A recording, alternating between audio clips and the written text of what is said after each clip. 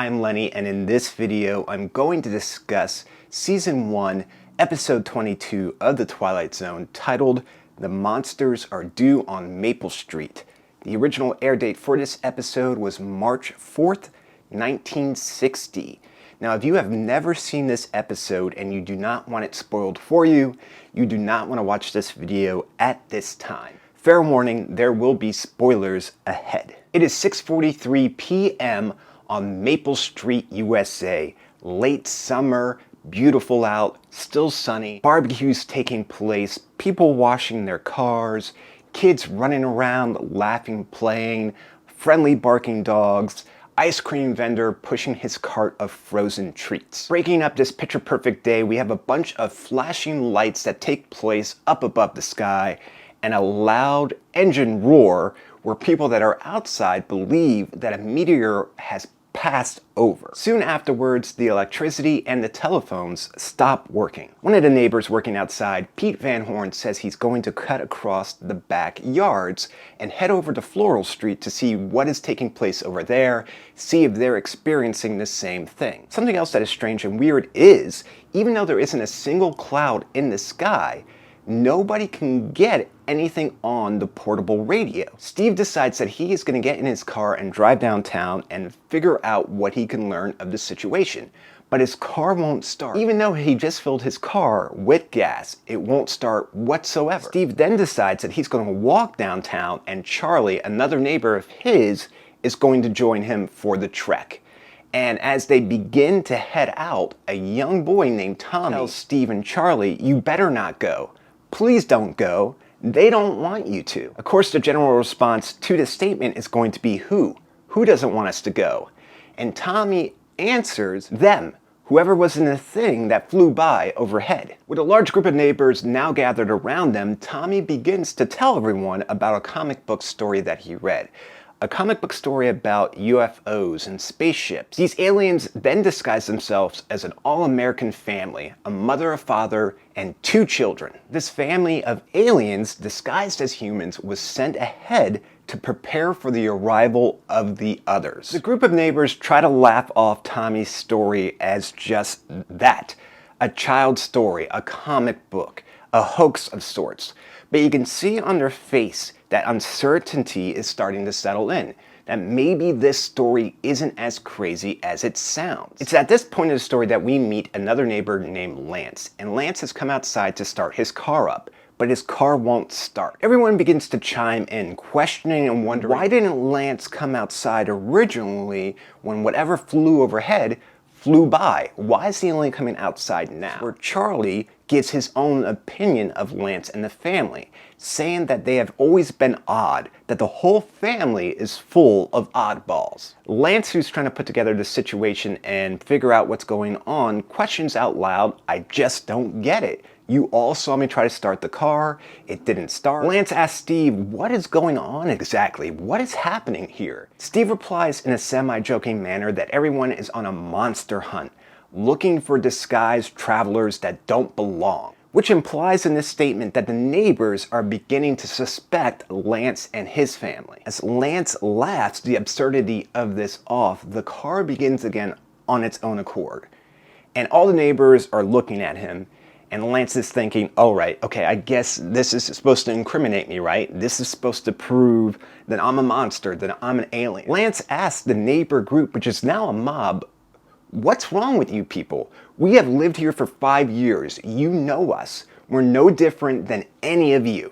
At this point, an older lady who's probably the busybody, the nosy person of the neighborhood, chimes in that if this is true, if Lance is no different than everyone else, how come on nights where she can't sleep and she comes out to her porch, she sees Lance in his front yard, just staring up at the sky, looking up at the sky as if he's waiting for something, as if he's waiting for someone or looking for something.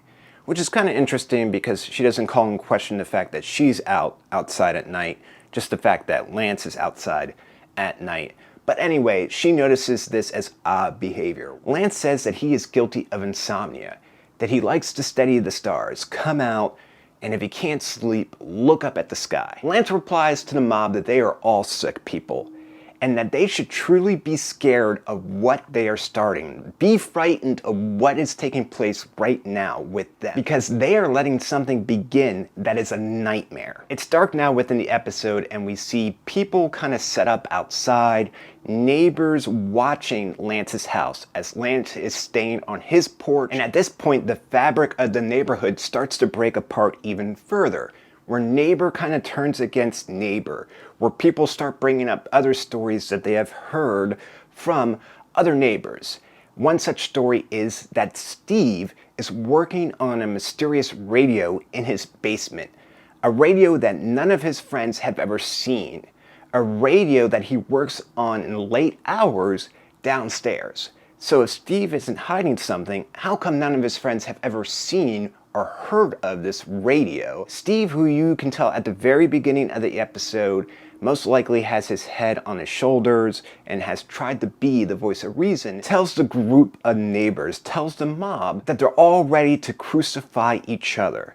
And the only thing that's going to happen is they're going to eat each other alive. With the group of neighbors gathered around outside, down the street within the darkness, you can hear and see something approaching the group, coming towards them. And this is where young Tommy, that told everyone about the comic book story about the spaceship and the UFOs, yells out that it's the monster. Someone runs into their home and they get a shotgun. Charlie, who's the loudmouth, obnoxious instigator of the group, grabs the shotgun and fires it down the street towards whatever is approaching in the darkness. As the group of neighbors run towards what has just been shot, we see that it's a body of a man. It's actually old man Pete Van Horn that left to go to Floral Street to see what was happening over there, coming back, and that Charlie has just killed a human, an innocent human. With the reveal that it's Pete Van Horn's body, the lights come on within Charlie's house. This is the only house that the lights have come on all of a sudden. And of course the group, the mob, is going to ask, well, why are the lights on in Charlie's house? Now everyone is suspicious of Charlie. Lance, who just had this same group focusing on him and his family, throws out a question of why was Charlie so quick to kill Pete Van Horn? Maybe Pete learned who was the monster amongst the group. Maybe Pete was coming back to warn him and Charlie knew about this, and Charlie killed him before he could even say anything. The mob of neighbors has now turned on Charlie, and Charlie goes to run into his house. And he goes up his front porch. People are grabbing bricks and rocks. They're throwing them through the windows of his house. He's getting pelted with rocks and bricks. He starts bleeding from the head, and he tells people to stop. I know who the monster is. I'll tell you who the monster is. Charlie, whose deep down essence of character is a coward, says that the real monster is Tommy, the young boy that informed them about the UFO story comic book that he read. And the mob turns on young Tommy now. And the old lady neighbor, the busybody, the nosy lady, says it has to be Tommy. He's the only one that knew what was going to happen. Tommy's mother claiming to the mob that he's just an innocent boy. A little boy, to leave him alone. Steve, again the most logical one in the group and the voice of reason, tells people to stop what they're doing. As the mob of neighbors begin to chase young Tommy down the street, random lights come on in random homes all on Maple Street, with everyone claiming that each other individual is the monster. It's this person, it's that person, it's this person, it's that person. No, it's not me, it's them. We see the mob of neighbors picking up hammers, guns, bricks, whatever they can use as weapons against each other. It's mad chaos and anarchy down below. This doesn't look like the same Maple Street that we meet at the very beginning of the episode. The camera zooms out of Maple Street onto a hilltop up below, where we see two aliens and a spaceship watching the scene, watching the chaos. Alien number one asks alien number two, do you understand the procedure now? All you have to do is throw them into darkness for a few hours, sit back and watch the pattern. And alien number two inquires, is the pattern always the same? Where alien number one says, with very few variations. They pick the most dangerous enemy they can find, which is themselves. Alien number two then says, I take it that this Maple Street is not unique. Alien number one responds with the ominous statement of, Their world is full of maple streets, and we'll go from one to the other and let them destroy themselves. As the two aliens board the spaceship, these last words echo, one to the other, one to the other, one to the other. And that is the end of The Monsters Are Due on Maple Street. Rating this episode on a scale of 1 to 10, with 10 being the best score that I could give it, I give The Monsters Are Due on Maple Street a 10.